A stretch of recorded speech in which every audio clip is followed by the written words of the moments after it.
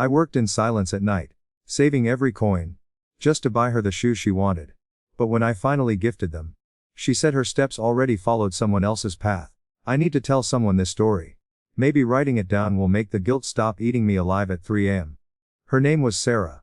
We'd been together for 3 years, engaged for 6 months. She had this thing about designer shoes, not expensive ones. Just this love-specific brand she'd loved since college but could never afford. Every time we'd walk past the store, she'd slow down and stare at this pair of burgundy heels in the window. Never asked for them. Never even hinted. Just looked. So I started working nights. Loading trucks at the warehouse after my day job. My back screamed. My hands cracked in blood. But I saved every single dollar for those shoes. 2 months of doubles, sleeping 4 hours a night, living on gas station coffee and determination. The plan was perfect. Surprise her on our anniversary. Watch her face light. Prove I'd been listening all those times she thought I wasn't. But doesn't care about perfect plans. 3 weeks before our anniversary, my coworker Jessica started staying late too. Different department, same building. We'd grab coffee from the vending machine during breaks. Innocent stuff. She was going through a messy divorce, needed someone to vent to. I was exhausted and lonely, working till while Sarah slept. Jessica listened. Really listened. When I complained about being tired, she didn't roll her eyes like Sarah had started doing. When I mentioned the shoes, she called me sweet. Said Sarah was lucky. Made me feel like maybe I wasn't just the guy who forgot to take out the trash. The night it happened, I just picked the shoes. Had them wrapped and everything. Was driving home, imagining Sarah's reaction, when Jessica texted, her car wouldn't start. Could I give her a ride? Her apartment was 20 minutes out of the way. She invited me for coffee as a thank. Said she had something she wanted to show me. A photo album from her marriage. Needed a male perspective on what went wrong. I shouldn't said no. Should have driven straight home to Sarah. Should have remembered that the woman I loved was waiting for me. Probably making dinner. Probably wondering why I'd been so distant lately. Instead, I went upstairs. Jessica's apartment smelled like vanilla candles and loneliness. She poured instead of coffee. Started talking about how her husband never made her feel special. How I was different. Thoughtful. Present. The photo album never came out. When I didn't pull away. Told it was just comfort. Just two broken people find each other in the dark. When her hands started wandering, I convinced Sarah would never know. That this didn't count somehow. That I deserved this after all my hard work and sacrifice. I drove home at 2 a.m. with Jessica's perfume on my clothes, and those perfect burgundy shoes burning like evidence in my passenger seat. Sarah was asleep on the couch, still in her work clothes, Chinese takeout cold on the coffee table. She'd waited for me. Had our anniversary dinner planned early. Just the two of us, my favorite lo mein getting soggy while I was betraying everything we'd built. She woke when I walked in. Smiled sleepily. Asked if I'd gotten called in for overtime again. Said she'd kept my food warm in the oven. I lied. Told her yes, sorry, crazy night at the warehouse. She my cheek and said she understood. That she knew I was working so hard for us, for our future. The shoes stayed hidden in my car for 3 days. When I finally gave them to her, not on our anniversary like planned, but on some random Tuesday when the guilt was eating me alive, she opened the box with tears in her eyes. Put them on immediately. Did a little spin in our living room. They're perfect. She whispered. How did know? I wanted to tell her everything then. Wanted to confess and beg forgiveness and promise to never her again. Instead, I just held her while she cried happy tears, feeling like the worst person who ever lived. She wore those shoes to work the next day. Posted a photo on Instagram with a caption about having the most thoughtful fiancé in the world. Her friends commented with heart emojis and relationship bull. And as a keeper. The comments made me sick. But the real punch to the gut came that weekend. Sarah and I were grocery shopping when we ran into Jessica in the produce section. My turn to ice water. But Sarah just smiled and introduced herself. Asked Jessica how she knew me. Oh. We work together. Jessica said, looking directly at me with this little smile. He's been so helpful lately. Such a good listener. Sarah squeezed my hand. Proud of me for being kind to a coworker. Started chatting with Jessica about work stress, and how lucky they both were to have someone like me around. I stood there holding Sarah's hand, while the woman I'd cheated with made small talk about vegetables and weekend plans.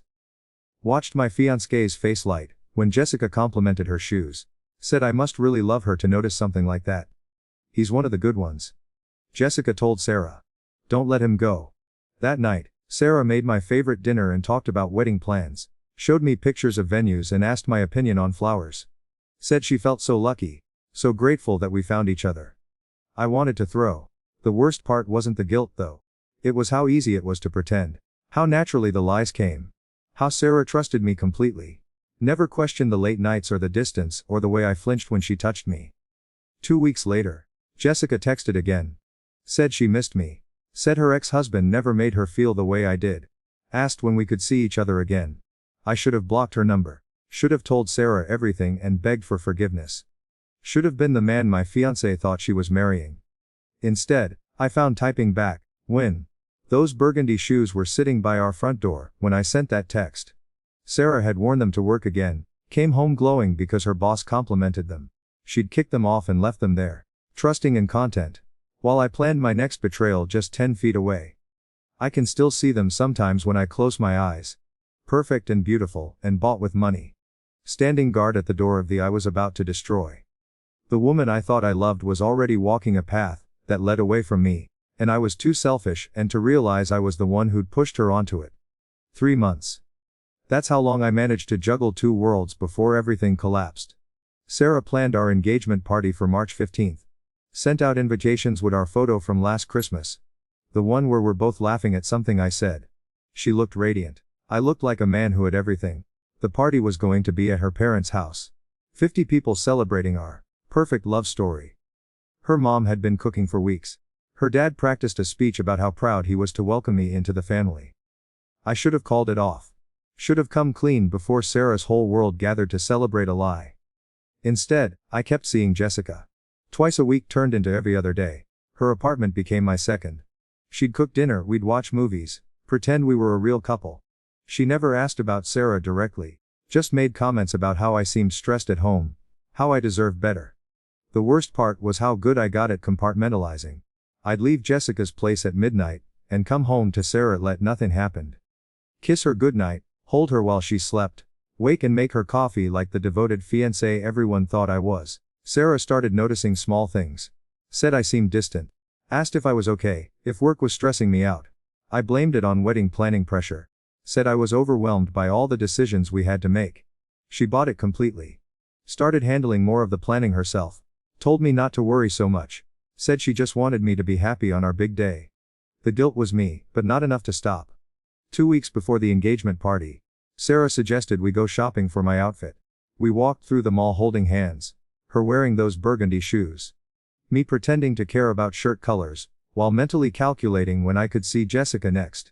That's when we ran into my buddy Mark from high school. Haven't seen him in years, but he recognized us immediately. Came over grinning, congratulating us on the engagement.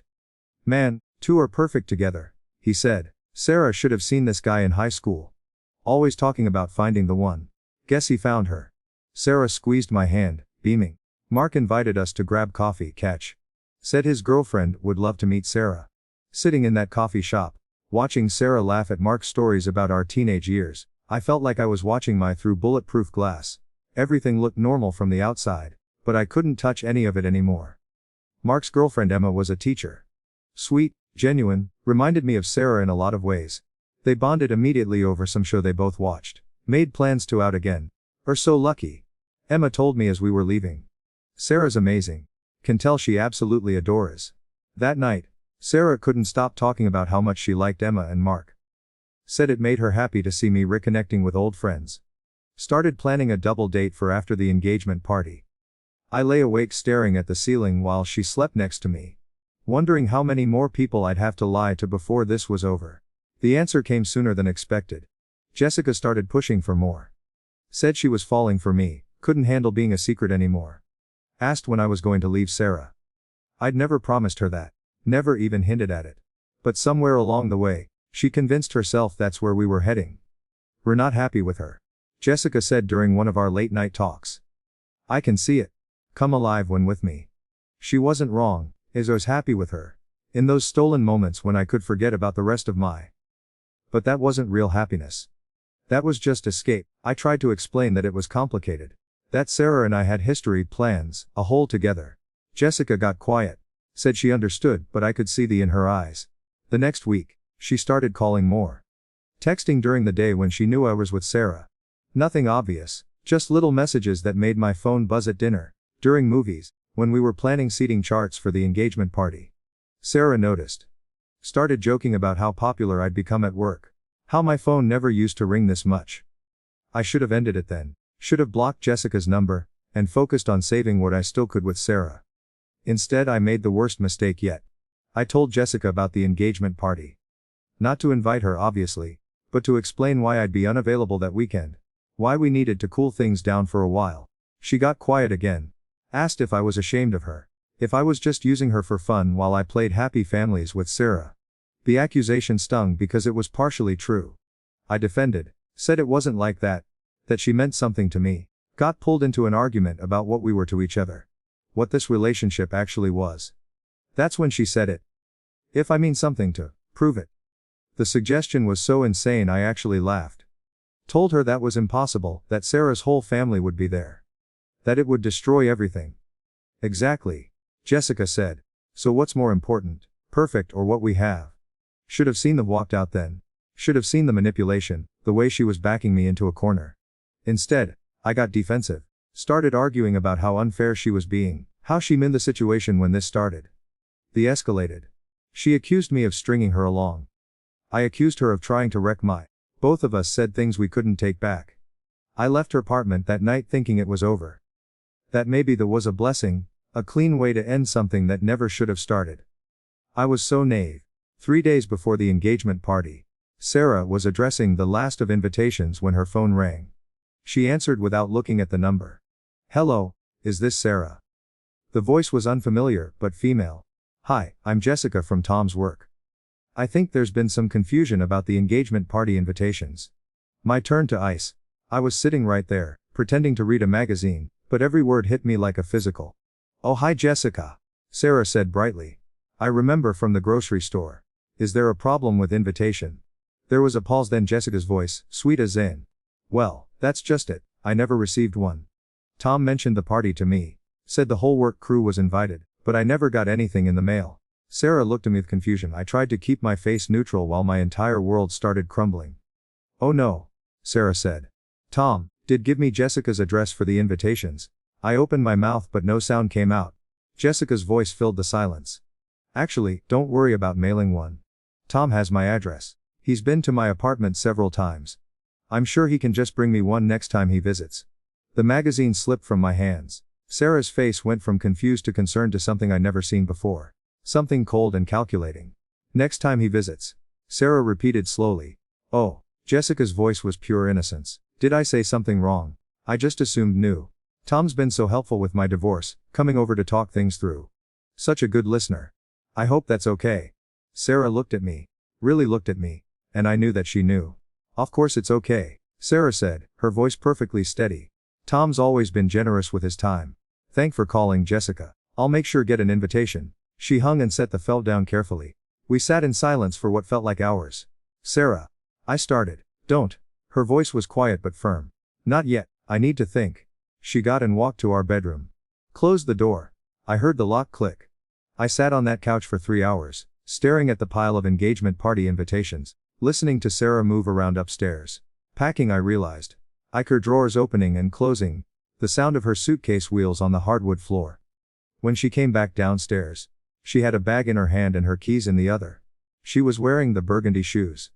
I'm going to my sister's, she said without looking at me. The engagement party is cancelled. Can call everyone and explain why. Sarah, please. She stopped at the door and turned around. Her eyes were red but dry. Determined. How long? She asked. I could have lied. Should have minimized it. Said it was just a few times, didn't mean anything. Instead, the truth fell out of me like a confession.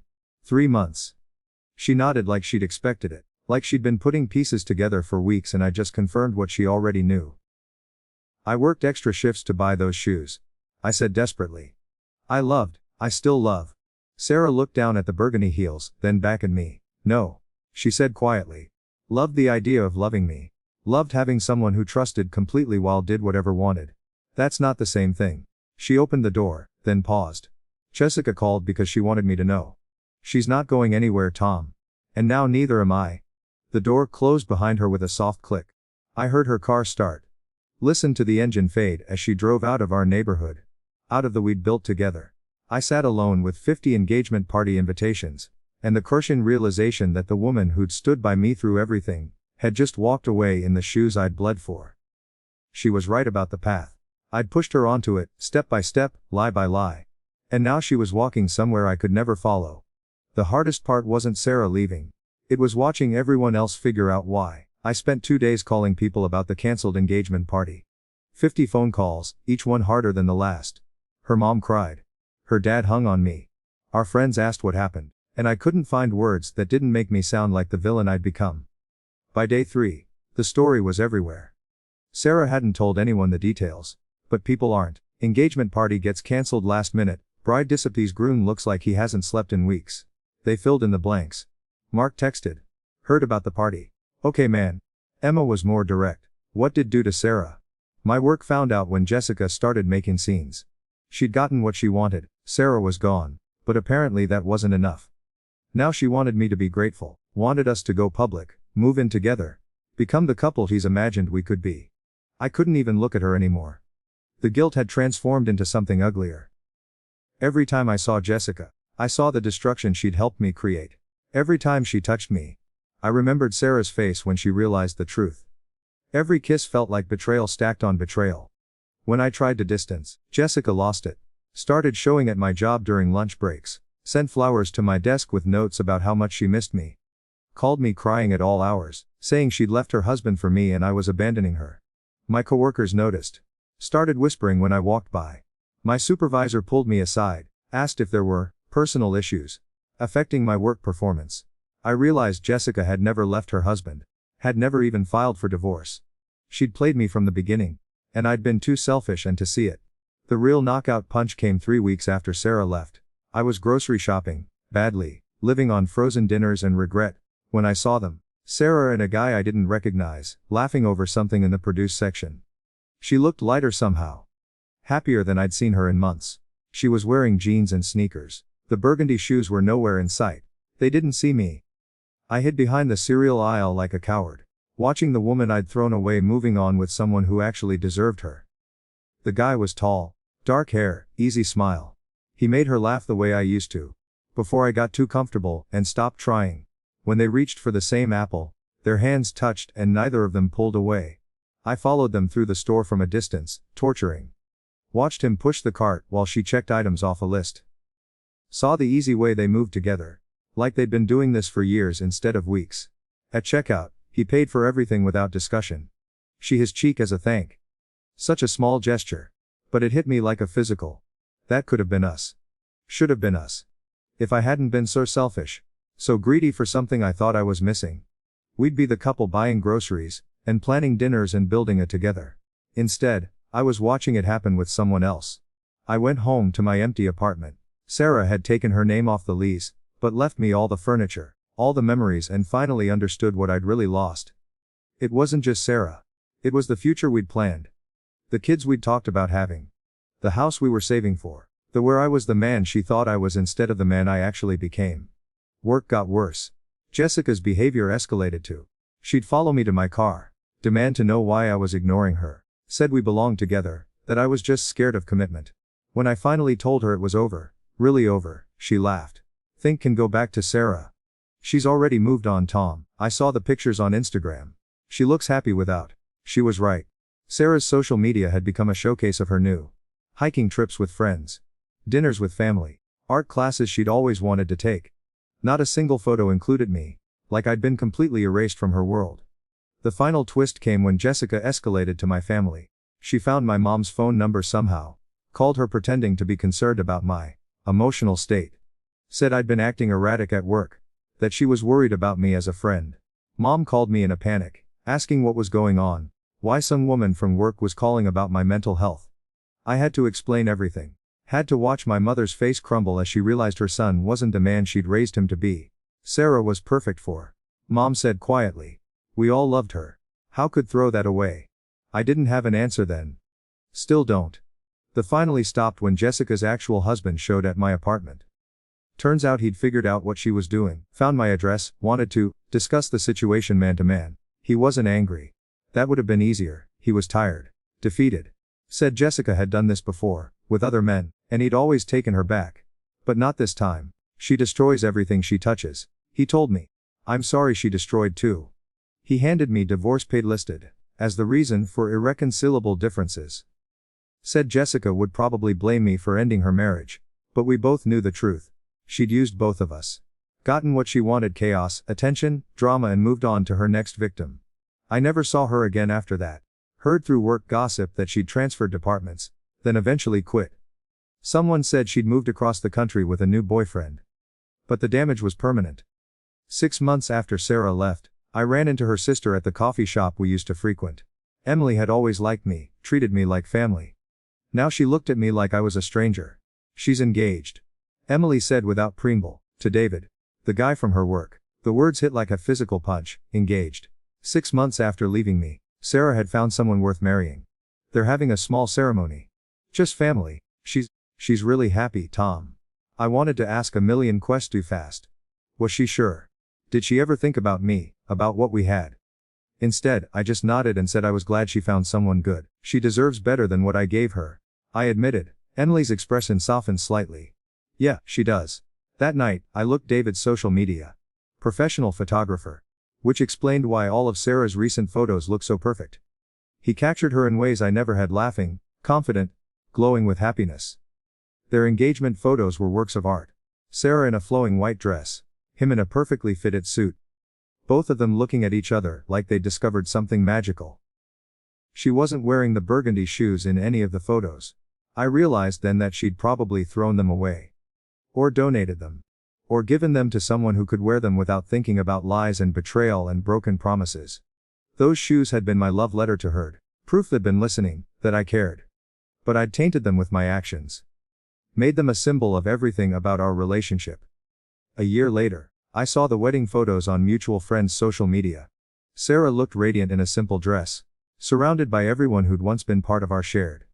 Her parents beaming. Her sister crying happy tears. Friends who used to include me in group photos. Now celebrating her new beginning. David looked at her the way I used to. The way I should have kept looking at her instead of looking elsewhere. They honeymooned in Italy. Posted photos of cobblestone streets at dinners, and Sarah laughing at something off camera. She looked free. I still work night shifts sometimes. Still save my money, though I'm not sure what for anymore. The warehouse is the same, the work is the same, but everything else has changed. Sometimes I see couples shopping together, holding hands over grocery lists, picking out furniture for apartments they'll share. I remember what that felt like.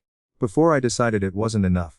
Sometimes I wonder what would have happened if I'd just given Sarah the shoes that first night. If I'd come straight home from work. Surprised her with dinner still warm, let her know she was seen and appreciated and loved. Maybe we'd be married now. Maybe we'd have the house with the garden she always wanted. Maybe I'd be the man in the grocery store making her laugh, the one she kisses goodnight, the one she trusts completely because he's never given her a reason not to. Instead, I'm writing this at 3 a.m. in an empty apartment, trying to warn someone, somewhere, not to make the mistakes I made. Sarah was right about the path.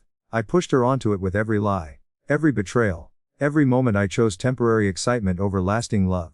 She followed that path away from me, and towards someone who actually deserved to walk beside her. The shoes I bought with and sacrifice were never really about her steps following someone else's path. They were about mine leading me away from everything I'd ever wanted. One selfish choice at a time.